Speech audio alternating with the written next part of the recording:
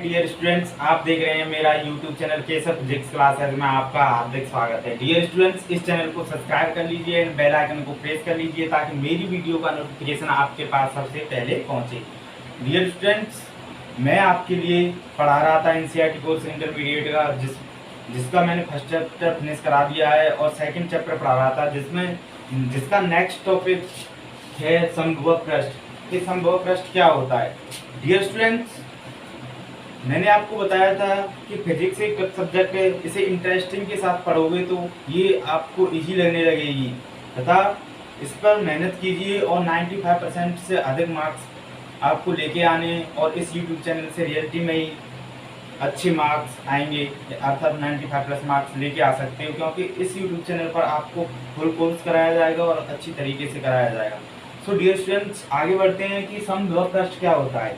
समविभव पृष्ठ होता है कि वैद्युत क्षेत्र में खींचा गया वह काल्पनिक पृष्ठ होता है जिस पर उपस्थित सभी बिंदुओं के वैद्युत विभव होते हैं वो समान होते हैं। कोई समविभव पृष्ठ खींचिए इस प्रकार से, तो समविभव पृष्ठ पर स्थित जितने भी बिंदु होंगे, यहाँ जितने भी बिंदु होंगे उन बिंदुओं के वैद्युत विभव समान होंगे, सभी जगह क्या होंगे? समान। तो डियर स्टूडेंट्स, उसे ही हम कहते हैं समविभव पृष्ठ। एक और बार बताता हूं इसकी डेफिनेशन। वैद्युत क्षेत्र में खींचा गया वह काल्पनिक पृष्ठ जिस पर उपस्थित सभी बिंदुओं पर वैद्युत विभव समान होते हैं समविभव पृष्ठ कहलाता है। समविभव पृष्ठ कहलाता है। समविभव पृष्ठ की डेफिनेशन आपको बताई गई। अब आता है समविभव पृष्ठ पर स्थित सभी समविभव पृष्ठ पर स्थित बिंदु, मतलब एक बिंदु से दूसरे बिंदु तक ले जाने में जो कार्य किया जाता है वो कार्य क्या होता है? शून्य होता है।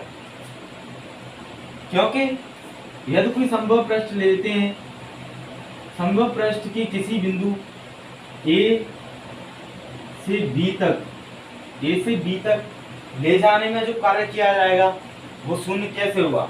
मैंने आपको बताया था कि BA माइनस के BB equal to Q upon W upon Q naught होता है।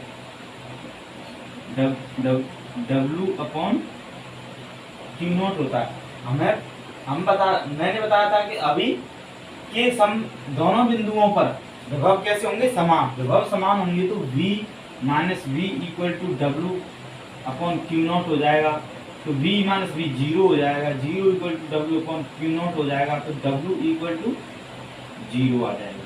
तो डियर स्टूडेंट्स, एक बिंदु से दूसरे बिंदु तक ले जाने में किसी आवेश को, तो उसके मध्य जो कार्य होगा वो क्या होगा? शून्य होगा। तो इस प्रकार से ये कार्य शून्य होगा, विस्थापित करने में किया गया कार्य शून्य होगा। ऐसा तभी संभव है जब, ये कब संभव है? जब E वेक्टर तथा D वेक्टर परस्पर लंबवत होंगे तब। इससे हमें पता चलता है कि जो वैद्युत क्षेत्र रेखा है वो समविभव पृष्ठ के अभिलंबवत होती हैं या अभिलंबवत होंगी, क्योंकि हमें पता चलता है कि जो W टू F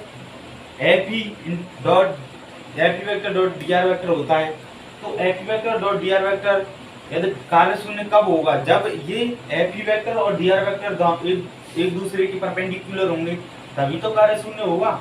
तो हाँ, अभिलंबवत होंगे तभी कार्य शून्य होगा। तो हमें इससे क्या पता चलता है कि वैद्युत क्षेत्र रेखाएं जो होंगी समविभव पृष्ठ पर अभिलंबवत होंगी। तो ये आपका समविभव पृष्ठ होता है। अब आता है आपका समविभव पृष्ठ के कुछ एकल बिंदु आवेश के कारण समविभव पृष्ठ कैसा होता है, और ये वैद्युत क्षेत्र, यदि वैद्युत क्षेत्र समविभव पृष्ठ का भ्रमण है ना हो तो कैसा होता है पृष्ठ, मतलब पृष्ठ कैसे खींचे जाते हैं, इस प्रकार से होता है। तो अगला टॉपिक क्या है कि एकल बिंदु आवेश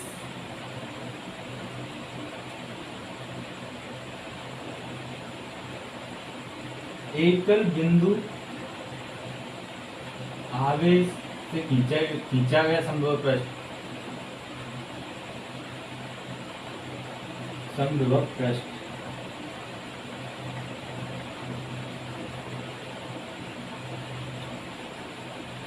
तो एक कोई एकल बिंदु आवेश है, ये कोई पॉइंट चार्ज ले लिया हमने, एकल बिंदु आवेश।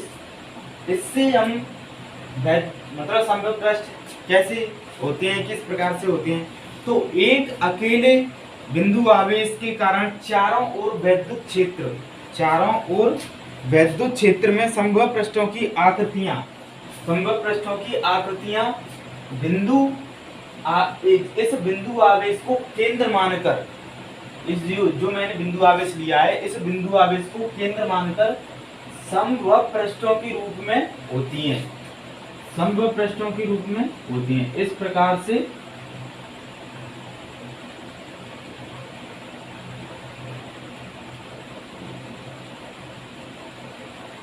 सकेंद्रीय वृत्तों के रूप में होती हैं। पॉइंट चार्ज को यदि हम केंद्र मान लें तो समविभव पृष्ठ कैसे खींचेंगे, समविभव पृष्ठ होंगे जो केंद्र मानकर इनको खींचे गए सकेंद्रीय वृत्तों के रूप में समविभव पृष्ठ होता है। जिस पर वैद्युत क्षेत्र की डायरेक्शन होगी वो इस समविभव पृष्ठ के अवलंबवत होगी।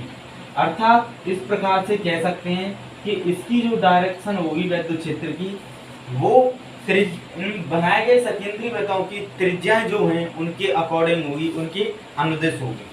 तो डियर स्टूडेंट्स, एक अकेले या एकल बिंदु आवेश के कारण हम कैसे खींचा गया समविभव पृष्ठ इस प्रकार से प्राप्त होता है। अब आता है कि यदि वैद्युत क्षेत्र समविभव पृष्ठ के अवलंबित न हो तो एक समान वैद्युत क्षेत्र में समविभव पृष्ठों की आकृतियां वैद्युत क्षेत्र की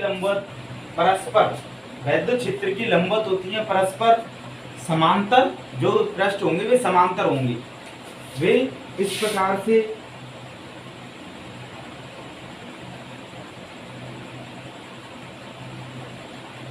कुछ इस प्रकार से होंगे।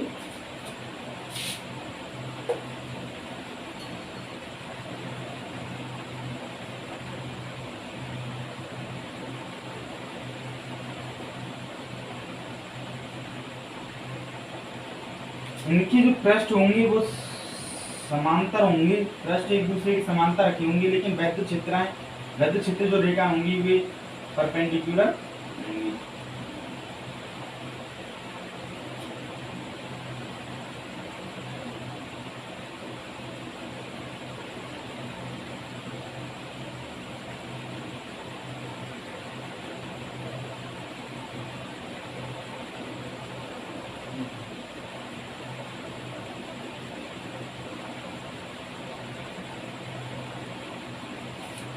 ये क्या होता है कि वैद्युत क्षेत्र समविभव पृष्ठ के अवलंबित हो। तो डियर स्टूडेंट्स, इस प्रकार से हम समविभव पृष्ठ, इसका जो समविभव पृष्ठ होगा वो इस प्रकार से होगा। यदि वैद्युत ध्रुव के कारण हम समविभव पृष्ठ कैसे खींचते हैं, आपको पता है कि वैद्युत ध्रुव, डियर स्टूडेंट्स, यहाँ से एक नंबर या 2 नंबर का क्वेश्चन आता है कि बिंदु आवेश के कारण समविभव पृष्ठ खींचिए, और द्विध्रुव आघूर्ण के कारण समविभव पृष्ठ खींचिए, और कोई समान सजातीय आवेश या 2 सर्वसम धनावेश या नेगेटिव ऋणावेश के कारण समविभव पृष्ठ खींचिए। इस प्रकार से कुछ आता है। तो डियर स्टूडेंट्स, अब आता है द्विध्रुव के कारण समविभव पृष्ठ। द्विध्रुव के कारण समविभव पृष्ठ, द्विध्रुव के कारण समविभव पृष्ठ क्या होता है? द्विध्रुव क्या होता है? माइनस और प्लस से खींचा गया, माइनस और प्लस, माइनस और प्लस, ये आपका द्विध्रुव हो गया, जिसकी डायरेक्शन हमें पता है कि माइनस प्लस की ओर होती है। तो इसके द्वारा जो द्विध्रुव जो संभव पृष्ठ खींचे जाएंगे कुछ इस प्रकार से होंगे।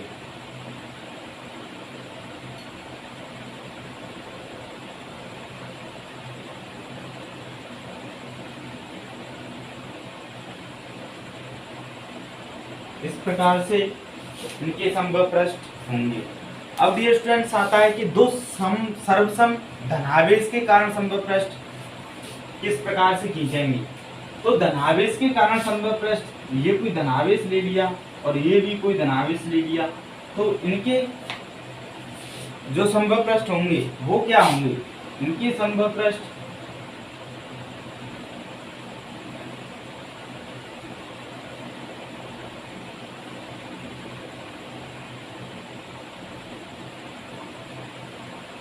इस प्रकार से होगा। तो मैंने आपको बता दिया है 3-4 संभव पृष्ठ खींच के बताए जिसके कारण होते हैं एकल बिंदु आवेश के कारण, द्विध्रुव के कारण और सर्वसम धनावेश के कारण, और जी वैद्युत क्षेत्र के बारे में बताया था कि इसके कारण जो पृष्ठ जो तल तो इसके अभिलंबवत, तल तो समांतर है, संभव पृष्ठ तो समांतर है एक दूसरे के, लेकिन जो क्षेत्रफल है वो इसके अभिलंबवत है। तो मैंने आपको इतने सारे करा दिए हैं, ये ही किसमें दिए हैं, आपके एनसीईआरटी कोर्स में दिए हैं। अब डियर स्टूडेंट्स यदि बात करें वैसे तो आपके एनसीईआरटी कोर्स में नहीं दिया है, लेकिन बात करें तो एक रेखीय आवेश के कारण क्या संभव पृष्ठ क्या होता है, बेलन के रूप में होता है। किसके रूप में होता है, बेलन के रूप में रहता है, जिसकी अक्ष पर धनावेश वितरित रहता है। वैसे तो ये आपके उसमें दिया नहीं है एनसीईआरटी कोर्स में, पर मैंने फिर भी बता दिया है, आ जाए तो। अब डियर स्टूडेंट अब संभव पृष्ठ के गुण आते हैं। नेक्स्ट टॉपिक है संभव पृष्ठ के गुण। संभव पृष्ठ के गुण क्या क्या होते हैं।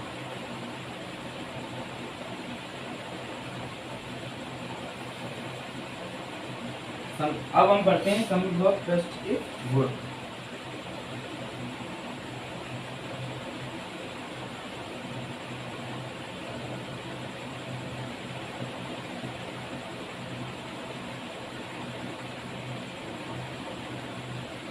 फर्स्ट, डियर फ्रेंड्स मैं जो पढ़ा रहा हूँ वो एक अच्छे तरीके से आपको करना है, क्योंकि आपको इससे बहुत बेनिफिट होगा। अच्छे तरीके से यदि आप फिजिक्स को करते जाओगे क्लियर, तो आपको आपके मार्क्स अच्छे आएंगे। मैंने बताया था कि अब इसकी संभव पृष्ठ के गुण होते हैं, तो मैंने फर्स्ट गुण बता रहा हूँ कि क्या होता है। इसका फर्स्ट होता है कि संभव पृष्ठ पर जो वैद्युत विभव होते हैं, संभव पृष्ठ के सभी बिंदुओं पर वैद्युत विभव, संभव पृष्ठ के सभी बिंदुओं पर वैद्युत विभव क्या होते हैं, समान होते हैं। वैद्युत विभव क्या होते हैं, समान होते हैं। और समान होंगे तो दूसरा हमारा गुण क्या हो जाएगा कि बिंदु एक से यदि किसी आवेश को बिंदु एक से बिंदु दूसरे तक ले जाने में या विस्थापित करने में जो कार्य होगा वो शून्य होगा। वो मैंने अभी बताया था आपको शून्य कैसे होगा। तो ये आपकी दूसरी प्रॉपर्टी थी, दूसरा गुण था। अब तीसरा आता है कि जो वैद्युत क्षेत्र रेखाएं होती हैं, क्या होती हैं, जो वैद्युत क्षेत्र रेखाएं होती हैं वो संभव पृष्ठ के अभिलंबवत होती हैं। तीसरा गुण था कि जो वैद्युत क्षेत्र रेखाएं होंगी, क्या होंगी, वैद्युत क्षेत्र रेखा होंगी, तो वो संभव पृष्ठ के अभिलंबवत होंगी। कैसे होंगी, संभव पृष्ठ के अभिलंबवत होंगी, अभिलंबवत। तो डियर फ्रेंड्स ये आपकी तीसरी प्रॉपर्टी थी। और आपकी नेक्स्ट प्रॉपर्टी आती है कि दो संभव पृष्ठ एक दूसरे को कभी नहीं काटते हैं। क्या नहीं करते हैं, वे एक दूसरे को कभी नहीं काटते हैं। यदि वे एक दूसरे को आपस में काटेंगे तो कटान बिंदु पर वैद्युत क्षेत्र की दो दिशाएं होंगी। दो दिशाओं को व्यक्त करेगा, जो कि असंभव है, क्योंकि वैद्युत क्षेत्र की डायरेक्शन एक ही होती है, कभी दो किसी बिंदु पर कभी उसकी डायरेक्शन दो नहीं निकल के आती है। तो डियर स्टूडेंट्स, समभुज पृष्ठ, ये चौथी प्रॉपर्टी हो गई कि समभुज पृष्ठ एक दूसरे को नहीं काटते हैं। क्या करते हैं? नहीं काटते हैं। अब पांचवा आता है कि किसी आवेशित चालक की सतह के प्रत्येक बिंदु पर वैद्युत क्षेत्र होगा वो सतह के लंबवत होता है। क्या होता है? सतह के लंबवत होता है। मैंने अभी बताया कि वैद्युत क्षेत्र जो होगा वो सतह के लंबवत होगा, अतः आवेशित चालक का पृष्ठ समभुज पृष्ठ होता है। और जो समभुज पृष्ठ के द्वारा जो आयतन घेरा जाता है, किसके द्वारा आयतन घेरा जाता है? समभुज पृष्ठ के, अतः आवेशित चालक का पृष्ठ समभुज पृष्ठ होता है। जो आवेशित चालक होता है उसका जो पृष्ठ होगा वो समभुज पृष्ठ होता है, और उसके द्वारा जो आयतन घेरा जाता है, चालक का पृष्ठ समभुज पृष्ठ होता है। चालक द्वारा घेरे गए आयतन में प्रत्येक बिंदु पर विभव पृष्ठ पर विभव के बराबर होता है, अतः चालक द्वारा घेरा गया आयतन भी समविभव आयतन होता है। अब डियर स्टूडेंट्स, आपका अगला टॉपिक आता है कि वैद्युत क्षेत्र और वैद्युत विभव में रिलेशन, संबंध क्या होता है, या विभव प्रवणता क्या होती है। ये आपका नेक्स्ट टॉपिक है।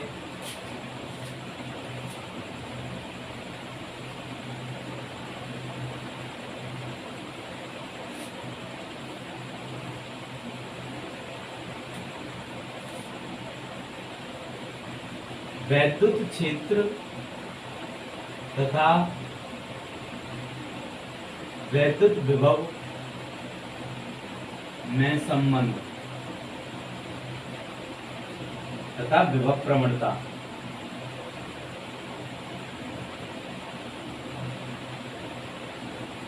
इसे बताने के लिए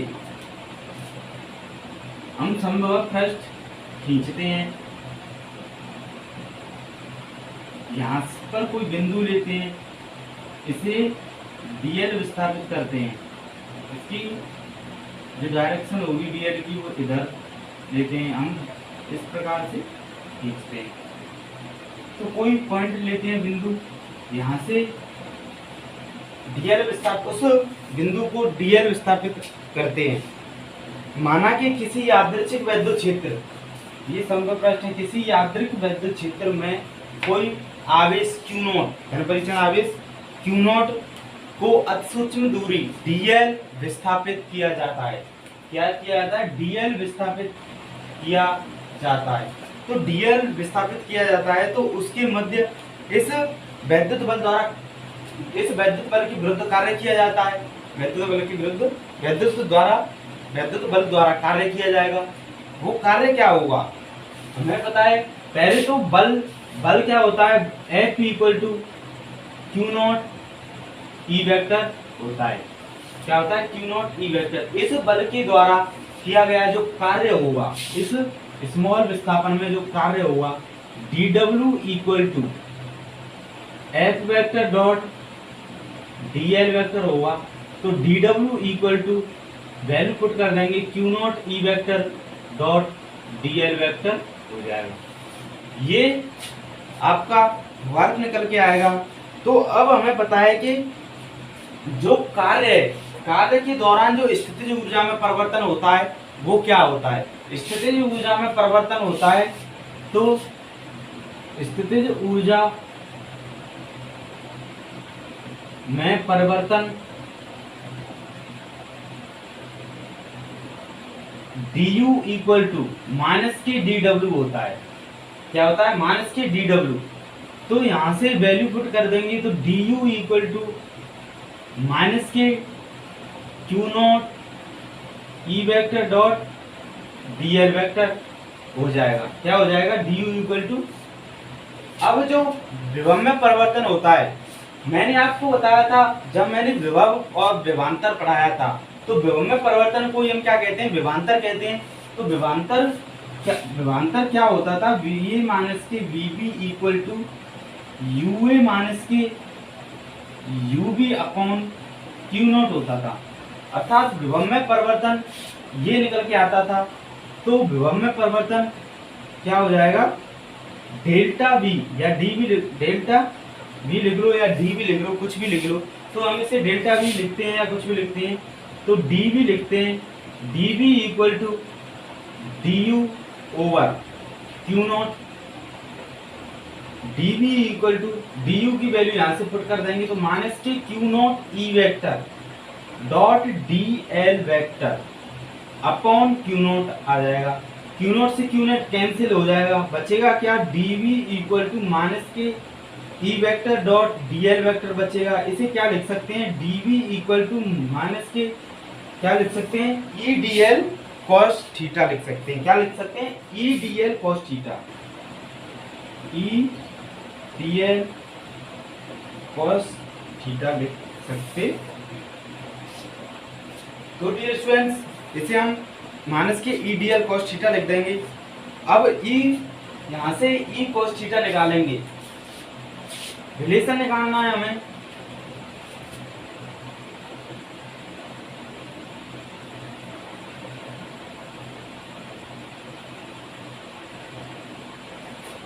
रिलेशन निकालना है तो E cos theta equal to minus इधर ले लेंगे और D V over D L हो जाएगा, D V over D L. E cos theta equal to minus के D V over D L हो जाएगा। यहाँ माइनस के जो D V over D L है दूरी के साथ विभव में परिवर्तन को व्यक्त कर रहा है, जिसे हम विभव प्रवणता भी कहते हैं, व्यक्त करता है। यदि थीटा इक्वल टू जीरो हो, क्या हो, यदि if theta equal to zero हो तो ये क्या आ जाएगा, ई इक्वल टू माइनस के D V over D L हो जाएगा। और क्या हो जाएगा, विभव में अधिकतम हो जाएगा। Cos theta equal to zero तो क्योंकि कॉस जीरो की वैल्यू आपको पता है क्या होती है, तो 1 होती है।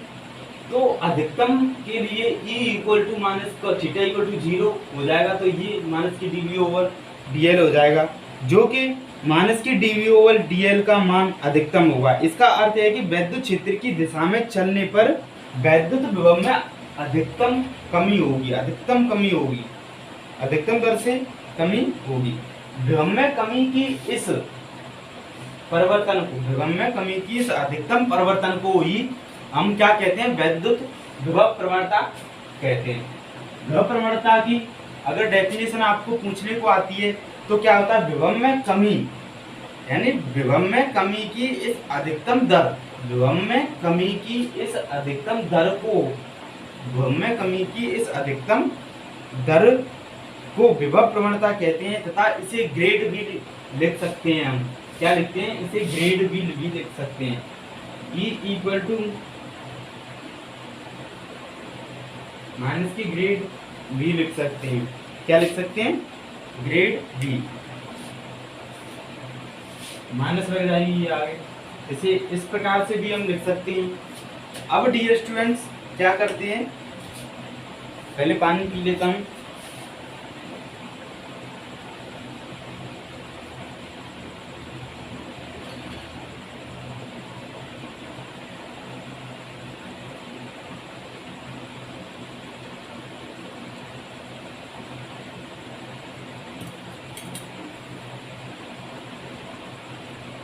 डियर स्टूडेंट्स, जो यहाँ विद्युत क्षेत्र की दिशा क्या होती है, विद्युत क्षेत्र की दिशा वो होती है जिसके अंदर चलने पर विभव के परिवर्तन में अधिकतर कमी आती है, वहां विद्युत क्षेत्र की दिशा को व्यक्त किया जाता है। मतलब विद्युत क्षेत्र की दिशा वह होती है जिसके अंदर चलने पर विद्युत विभव के मान में अधिकतर कमी होती है। यदि हम विद्युत विभव v के मान को v के 3 चरों x तथा y तथा z के फलन के रूप में हम इसे व्यक्त करें तो क्या होता है कि एक निश्चित दिशा में चलने पर विभव के फलन के अवकलन का, विभव के फलन के अवकलन का ऋणात्मक मान होता है, वो इन घटकों को व्यक्त करता है।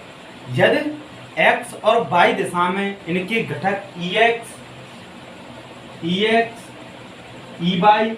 तथा ez हो तो क्या होता है, ez हो तो इन्हें हम किस प्रकार से लिख सकते हैं, यदि इनके घटक E X E Y E Z हो, तो E X equal to minus के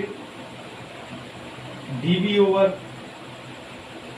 del B over del L जो होता है, ये आंशिक अवकलन को व्यक्त करते हैं। मतलब ये कहा गया है कि फलन को, मतलब यदि विभव भी तीन चरों x y तथा z फलनों में होते हैं वो तो किसी एक निश्चित दिशा में चलने पर विभव के फलन के अवकलन का ऋणात्मक मान उस दिशा में विद्युत क्षेत्र के घटक के बराबर होगा। इस प्रकार के अवकलन को हम क्या कहते हैं? आंशिक अवकलन कहते हैं। आंशिक अवकलन कहते हैं। तो ये इसके घटक ई एक्स ई वाई और E Z del B minus के del B over del L, इस प्रकार से हम व्यक्त करते हैं। तो सदिश रूप में यदि हम इसका क्या निकालें सदिश रूप, तो क्या होता है? सदिश रूप में होता है E H I cap plus E Y J cap plus E Z K cap equal to E. सदिश रूप E X I cap plus E Y J cap plus E Z K cap equal to E होता है। यानी कि value put कर देते हैं तो ई एक्स की वैल्यू हो जाएगी माइनस के del B over del I del L I cap और प्लस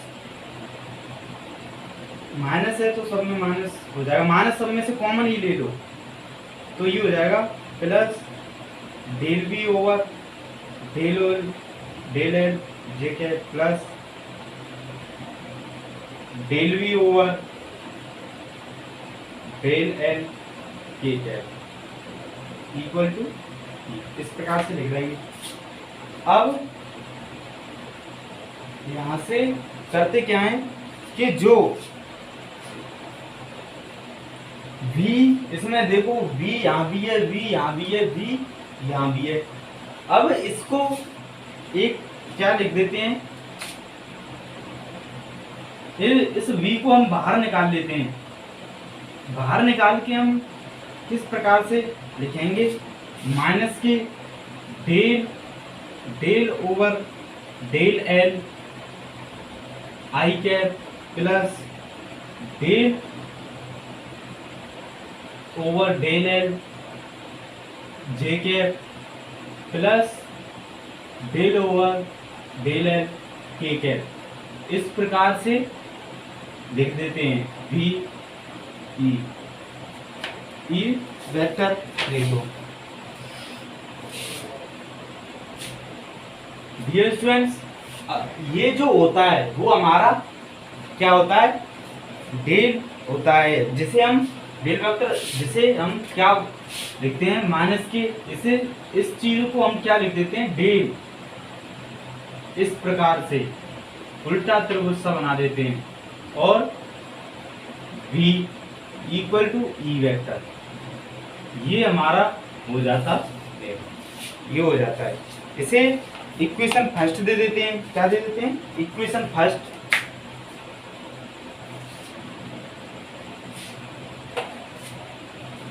तो डियर स्टूडेंट्स, इसे हम ग्रेड भी बोलते हैं। डेल को हम क्या बोलते हैं? ग्रेड भी बोलते हैं। यहाँ डेल वेक्टर मैंने बताया कि ये जो दिया है डेल, ये जो लिखा है ये क्या होता है? जिसकी जगह पे हमने ये जो लिखा है ये क्या होता है? संकारक होता है। क्या होता है? संकारक।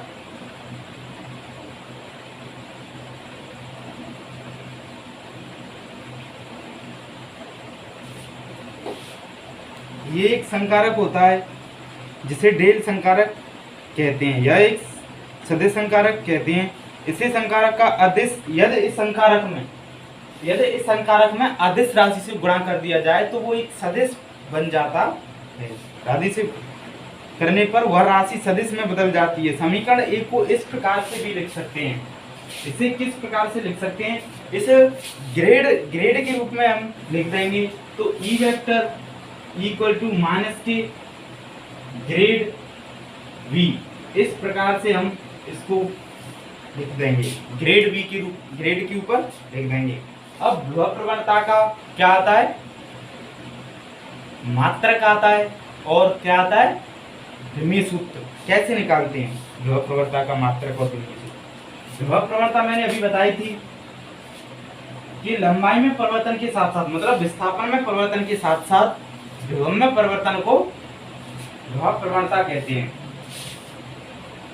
विभव प्रवणता का फॉर्मूला क्या था?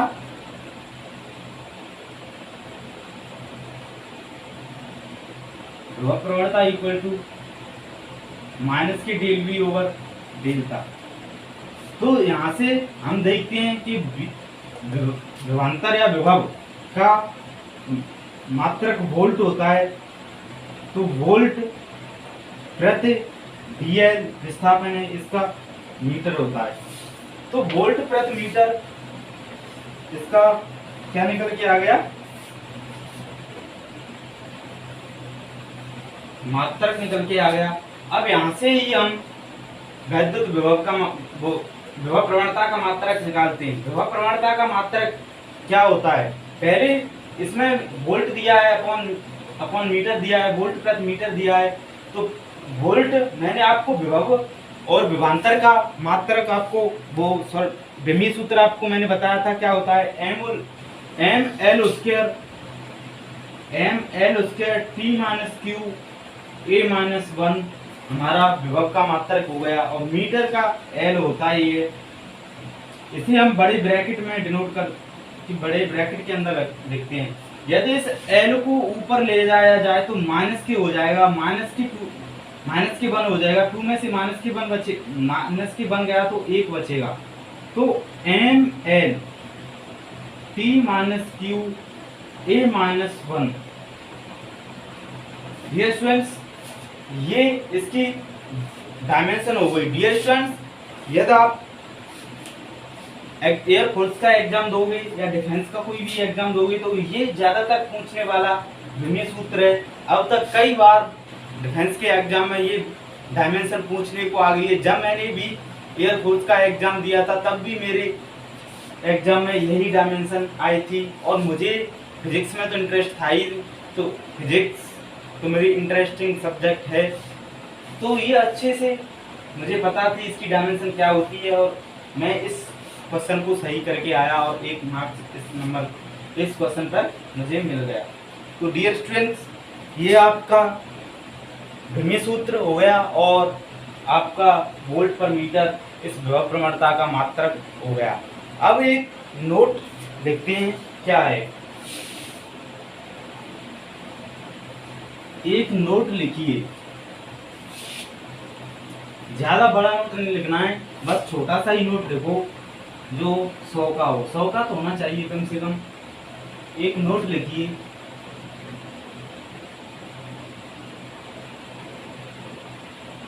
नोट यदि धातु की दो समांतर प्लेटें लेते हैं जिस पर धनावेश तथा ऋणावेश उपस्थित हो, इस प्रकार से हम क्या लेते हैं,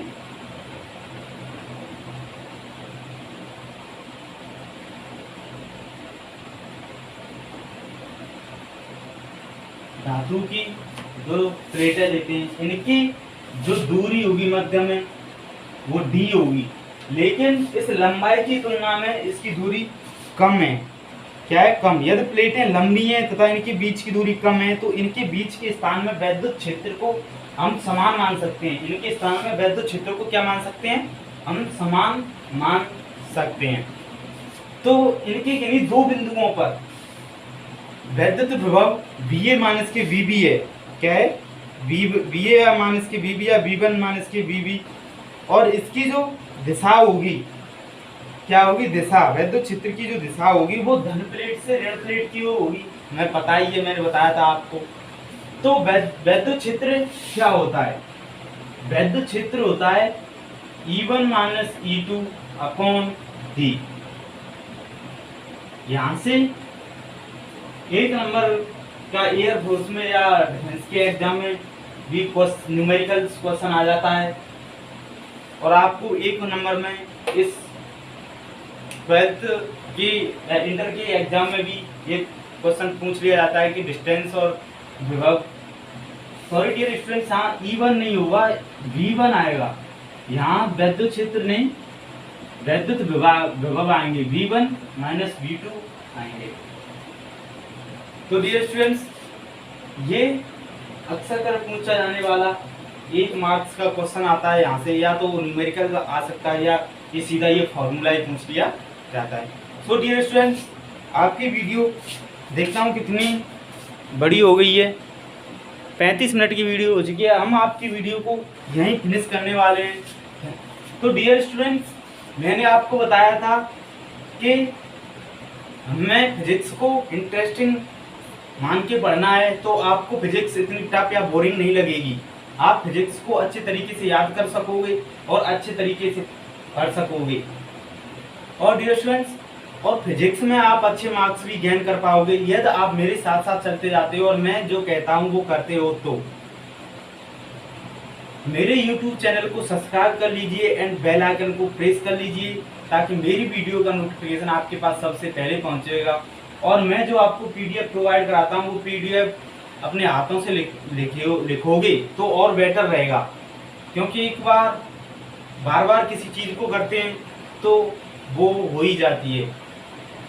कोई भी आज की दुनिया में कोई भी इम्पॉसिबल नहीं है। यदि हम इम्पॉसिबल कोई भी चीज़ है, यदि हम उसे पॉसिबल बना सकते हैं अपनी मेहनत के बलबूते पर। तो डियर स्टूडेंट्स, यदि आप फिजिक्स में 95% मार्क्स लाना चाहते हो तो इस चैनल को जरूर और बेल आइकन को दबाइए हमारी लेटेस्ट वीडियो सबसे पहले। Thank you all my dear students.